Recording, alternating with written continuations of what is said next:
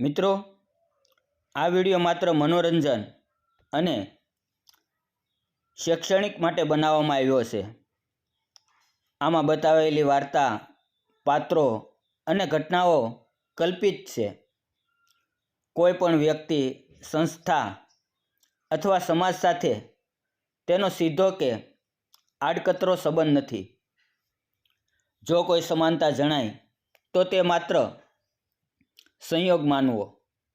અમારો હેતુ માત્ર જીવન મૂલ્યો, પ્રેરણા અને સંદેશ આપવાનો છે. તો ચાલો આજની કહાની શરૂ કરીએ. તું એક ખરાબ મહિલા છે. મેં ગુસ્સામાં આવીને મારી પત્નીને રૂમમાંથી બહાર ધક્કો મારીને કાઢી મૂકી. આજે ફરીથી મારી પત્નીના શરીરમાંથી આદુ અને લસણની દુર્ગંધ આવી રહી હતી.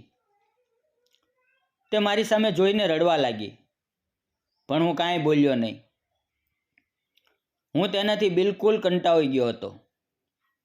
થોડા સમય પછી મેં એક આધુનિક અને સુંદર યુવતી સાથે ફરી વખત લગ્ન કરી લીધા અને મારી પહેલી પત્નીને મારી માએ ઘરમાંથી કાઢી મૂકી. પણ થોડા દિવસોમાં મારી નવી પત્નીનો સ્વભાવ, તેની નખરાબાજી અને તેની માંગણીઓથી હું હેરાન થઈ ગયો. તેને ક્યારેય મારા પરિવારની કદર નહોતી. તે મારી મા સાથે વાત કરવાની તો દૂર, પણ તેને ઘરે જમવાનું પણ ભાવતું નહોતું. હવે મને સમજાતું હતું કે આધુનિક અને સુંદર દેખાતી વ્યક્તિ અંદરથી કેટલો ખાલીપો રાખી શકે છે. મારી જૂની પત્ની ભલે ગરીબ કુટુંબથી આવી હતી, પણ તેણે ક્યારેય મારી સામે કોઈ માંગણી કરી નહોતી. તે હંમેશા ઘર સંભાળતી, મારી માની સેવા કરતી અને તે દરેક નાની નાની વાતમાં ખુશ રહેતી. એક દિવસ અચાનક મને ખબર પડી કે મારી પહેલી પત્ની રસ્તા પર ભટકતી રહે છે. તેને કોઈ આશરો નથી, રહેવા માટે ઘર નથી. તે નાના નાના કામ કરીને પોતાનું ગુજરાન ચલાવે છે. આવી બધી વાત જાણીને મારા દિલની અંદર પસ્તાવો થયો, પણ મારા અહંકારને લીધે હું કંઈ કરી શક્યો નહીં. હવે તેની યાદો મને પરેશાન કરતી હતી. તેની આંખોના આંસુ આજે પણ મારી નજરે મને સામે દેખાતા હતા. પણ હવે ખૂબ જ મોડું થઈ ગયું હતું. મારી નવી પત્ની સાથે થોડા મહિનામાં જ મને સમજાઈ ગયું કે હું ખૂબ મોટી ભૂલ કરીને બેઠો છું. તે ફક્ત મારા પૈસા પર જીવી રહી છે. તે શોપિંગ, પાર્ટી અને મોજ મસ્તીમાં જ મગ્ન રહે. ઘરમાં હવે જરા પણ શાંતિ નહોતી. રોજ ઝઘડા થતા. હું જ્યારે ઓફિસેથી થાકીને ઘરે આવતો ત્યારે મને શાંતિ નહીં, પણ તેના કડવા શબ્દો સાંભળવામાં આવતા. તેના મોઢામાંથી ક્યારેય પ્રેમ ભરેલા શબ્દો બહાર આવતા જ નહીં. એક દિવસ મારી માએ મને કહ્યું, દીકરા, તારી પહેલી પત્ની ભલે સાવ સાદી હતી, પણ આપણા ઘર માટે તે ભગવાન સમાન હતી. તે મારી ખૂબ જ સેવા કરતી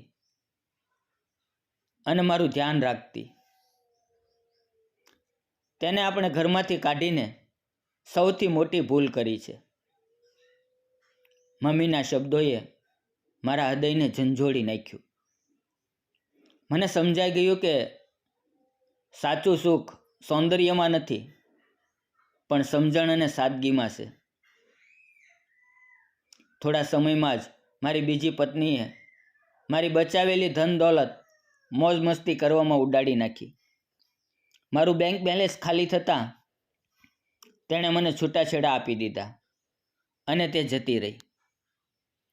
હવે મારી પાસે ઘર નહોતું, પરિવાર નહોતો અને પત્ની પણ નહોતી. માત્ર એકાંતને પસ્તાવો જ હતો. હું દરરોજ રસ્તાઓ પર મારી પહેલી પત્નીને શોધતો રહ્યો. એ ક્યાં હશે? કેવી હાલતમાં હશે? શું તે મને માફ કરશે? આવા પ્રશ્નો મને રાતે ઊંઘવા દેતા નહોતા.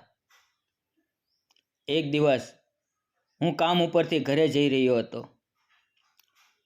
મેં તેને રસ્તામાં જોઈ. તે રસ્તા પર એક નાની દુકાનમાં કામ કરતી હતી. તેનું થાકેલું શરીર અને ચહેરો હજુ પણ તે તાજગી હતી. તેની આંખોમાં દુઃખ અને અજાણ્યો સંતોષ બંને દેખાતા હતા. મને લાગ્યું કે તે મને માફ કરી દીધું હશે,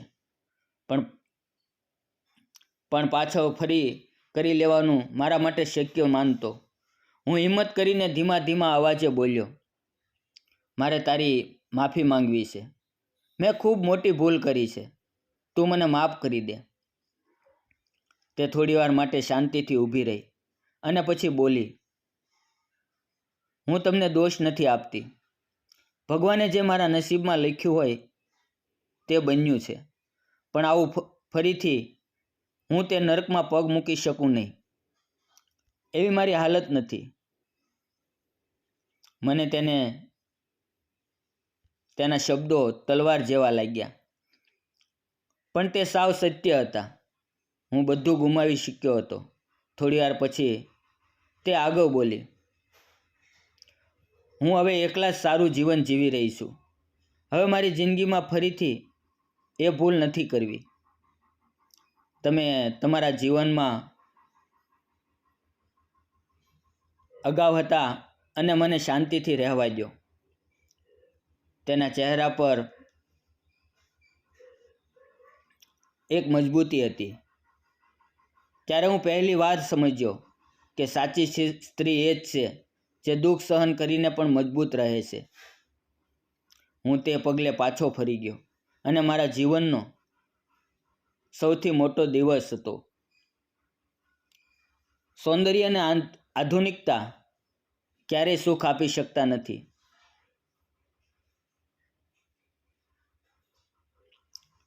જીવન માત્ર પ્રેમ, સહનશીલતા અને સમર્પણમાં જ છે. આજે પણ જ્યારે એકલો હોઉં ત્યારે તેની યાદો મારા દિલમાં તાજી થઈ જાય છે. મિત્રો, વાર્તા પસંદ આવી હોય તો વિડીયોને લાઈક, ચેનલને સબસ્ક્રાઈબ જરૂર કરજો. ફરી મળશું આવતીકાલે એક નવી વાર્તામાં. ત્યાં સુધી આવજો. વિડીયો જોવા બદલ આપ સૌ ગુજરાતી મિત્રોનો ખૂબ ખૂબ ધન્યવાદ. ફરી મળશું આવતીકાલે. ત્યાં સુધી આવજો મિત્રો.